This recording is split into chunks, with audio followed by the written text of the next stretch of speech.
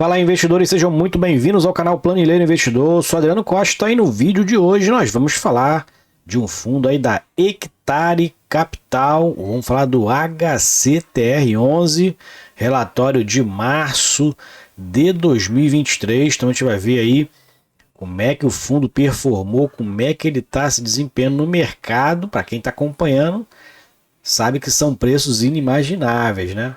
Vamos ver então aqui, se você gosta desse tipo de assunto, fique conosco aí, tá bom? Se inscreva no canal, ative as notificações, deixa o seu like, é tudo de graça, mas ajuda muito a gente aqui a disseminar essas informações pelo YouTube. E também se inscreva no nosso grupo do Telegram, o link está na descrição do vídeo. Eu também vou deixar esse relatório gerencial para você baixar e fazer uma leitura mais detalhada. Vamos lá então. Queria mostrar para vocês primeiro aqui como é que está o preço de mercado do HCTR11. Olha só como é que está aqui, ó, caindo somente hoje 6,6%. R$ 43,66. Então, para quem aí pegou esse fundo lá em 2020, 2021, nunca imaginaria que o preço chegaria a isso, né? Fundo lá sendo negociado naquela época a R$ 150. E olha como é que vai, olha como é que o impacto aqui no dividend yield, ó, como é porque ele é com base no valor de mercado. Então já está em 31,9%. Dividend yield com base no valor de mercado. Então tá realmente preços aí que a gente nunca imaginou ver no HCTR11. Nos últimos 12 meses de valorização de 58%. Né? Então o gráfico aqui deve estar um gráfico em queda livre, né? A partir aqui de fevereiro. Já tinha caído muito nesse período aqui, né? Tinha caído muito nesse período aqui até fevereiro, ó, 15%, mas aqui caiu demais aí, então de fevereiro para cá caindo 55%. E a gente viu algumas notícias, né, de inadimplência, né, algumas notícias aí de enfrentamento com outras gestoras. Então isso tudo ocasionou aí uma incerteza muito grande no HCTR11. Mas vamos ver o relatório dele, né? Vamos ver o relatório. Fundo que é um fundo de CRI, para quem não conhece, né, administrado pela Hectare, gerido, né, pela Hectare, administrado pela Vortex. Fundo de mais de 2,6 bilhões em patrimônio, é um fundo muito grande, mais de 22 milhões de cotas, é um fundo na base 100, né? E está custando atualmente aí R$ 43, né? Fechou março, para vocês terem uma ideia da queda, né? Fechou março a 58,48, né? Tem mais de 208 mil cotistas, então fundo aí e sempre pagou excelentes dividendos, né? Teve uma época que pagou mais de 2,50 todos os meses aí no período de 2021, 2020, né? Mas é um fundo high yield, fundo de risco muito alto, né? Mas algumas notícias aí realmente prejudicaram muito o preço do fundo, não só desse, né? Do DEVA11, do VSLH11, as mesmas notícias aí de inadimplência, né? Então, fundos high yield acaba tendo essas questões, né? Nesse mês ele fala aqui que apresentou um dividendo de 50 centavos, né, muito abaixo do que ele está acostumado a distribuir, já que é um fundo considerado fundo high yield.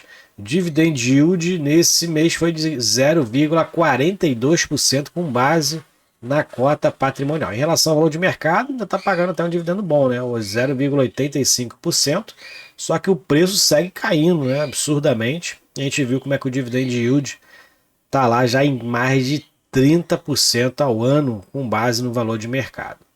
Então ele mesmo se classifica aqui, ó, como um produto com maior volatilidade e voltado para investidores com perfil arrojado. Normalmente esse perfil arrojado é o perfil do investidor que investe na bolsa, né?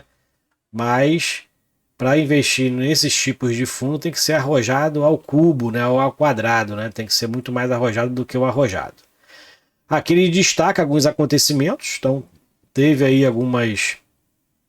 Claro, a gente sabe o patamar hoje da inflação no país, né, que atinge muitas empresas, né, ainda mais para quem usa crédito, é um fundo de crédito. Então, para quem utiliza crédito para poder desenvolver os projetos ou para poder crescer, acaba que com uma inflação alta acaba tendo uma despesa financeira muito mais elevada, e aí isso contribui para a inadimplência aí, empresas mandando embora, como aqui, ó. A gente vê grandes players aí, gigantes da tecnologia, promovendo cortes intensos, que ele fala aqui, né? Bancos aí grandes, que nem a Credit Suisse aí sofrendo com relação a questões de resgate, né? Resgate de valores aí, e também com relação, né? É um grande player de mercado e é um banco que estava com uma dívida ali imensa, né? Um banco lá da Suíça, o maior banco da Suíça, com 170 anos. Então teve aí que ser resgatado com os outros bancos, né, para poder sobreviver. Então, muitos bancos aí, teve o Silicon Valley também, né, lá dos Estados Unidos. Então, grandes instituições financeiras aí sofrendo com a questão da crise de crédito, né. No Brasil, a gente vê também algumas empresas com relação a essa crise de crédito, algumas até com balanços ali que não correspondem à verdade, né. A gente viu aí o caso da Americanas, muitos esqueletos saindo do armário, né. Então, dá uma lida aqui nesses comentários do gestor. Não sou economista, né? Então você pode aí fazer essa leitura, que é uma leitura importante para poder a gente entender os fatos do porquê também dos fundos aí, não só HCTROs, mas os outros fundos de crédito, principalmente, caindo aí bastante no mercado, tá? Muitos aí estão muito descontados no mercado, outros mais, outros menos, mas muitos aí realmente caindo muito no mercado. A gente vê aqui a questão aqui do WAM, né, o grupo WAM, ele tem aqui a questão do acompanhamento, né, dos seus credores, fala sobre o crescimento aqui do setor hoteleiro, né, mas o fundo realmente foi, inclusive, pego e prejudicado seu valor de mercado justamente por um grupo hoteleiro, né, um grupo hoteleiro que pratica lá em Gramado, um deles é esse aqui, grupo WAM, mais de 50% do market share do segmento de multipropriedade no Brasil, sendo o único segmento com certificação ISO 9001 e também líder mundial em comercialização de multipropriedades imobiliárias. Então, o fundo que está localizado em diversas capitais, né, tiveram aí uma readequação do fluxo de caixa e do plano de negócios por conta do cenário macroeconômico e da taxa de juros elevada aqui no Brasil, né? Então, realmente, é uma crise que estava para estourar, uma crise aí ainda está iminente, né? A crise de crédito, muitas empresas aí e muitos empresas que usam crédito para crescimento, né? Para executar os projetos, como eu falei, acaba que tá com o valor do dinheiro tá mais caro, né? E aí para vender nesse período realmente financiado, os grandes conglomerados que compram imóveis, né? Normalmente são financiados, e aí esses que atuam na multipropriedade, né? Acaba tendo uma dificuldade maior de geração de caixa, né? Por conta da alta taxa de juros também. Então tem aqui também o circuito de compra, né? Que foi o primeiro baque ali do ano, né? Também no HCTR11, que tem uma participação imensa nesse fundo imobiliário que nunca gerou nenhum retorno para o fundo, né? Foi um risco realmente muito grande. O fundo tem uma participação imensa nesse circuito de compras, além de ter CRIs também, além de ter o fundo, também tem. Ele também é credor do fundo, né? O circuito de compras. Então é uma coisa meio absurda, né? E o fundo muito alocado nisso, né? Inclusive, por causa disso, o DEVA 11 também caiu bastante lá no período de fevereiro para março. Bom, aqui a gente vai ver as receitas do fundo, né? Para não se alongar muito aqui nos comentários, são muitas notícias ruins realmente em relação ao fundo, né? Com relação às notícias de mercado.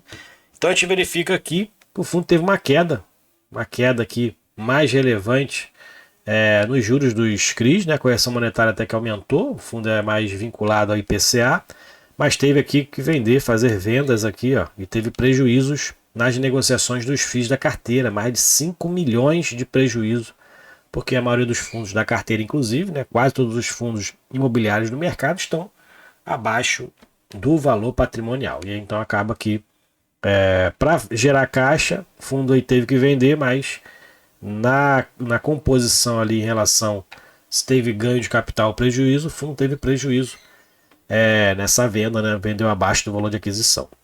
E a gente verifica então que o fundo teve total de despesa aí de 1,7 milhões. Essas despesas aqui acaba que não abaixam, né?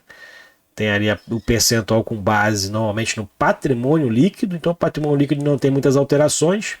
Acaba que essas despesas aqui não reduzem, né? As taxas de gestão, administração, acaba ficando amarrada em valores estáticos, né?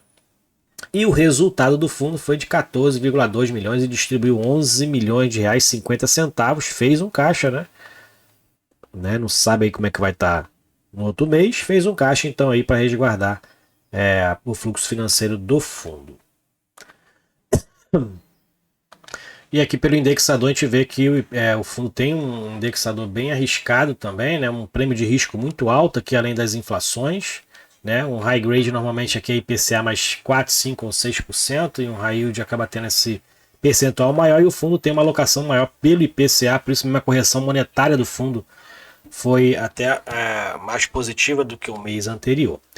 Aqui a gente vê as faixas de obras, né? 89% 100% concluídas, e nas vendas 68% 100% vendidas. A maioria dos segmentos estão aqui nos segmentos mais arriscados, de propriedade hoteleiro e loteamento. E a composição em relação aos fundos imobiliários, ó, percentual de FIIs, 2 FIIs, 41% está alocado no XBXO11.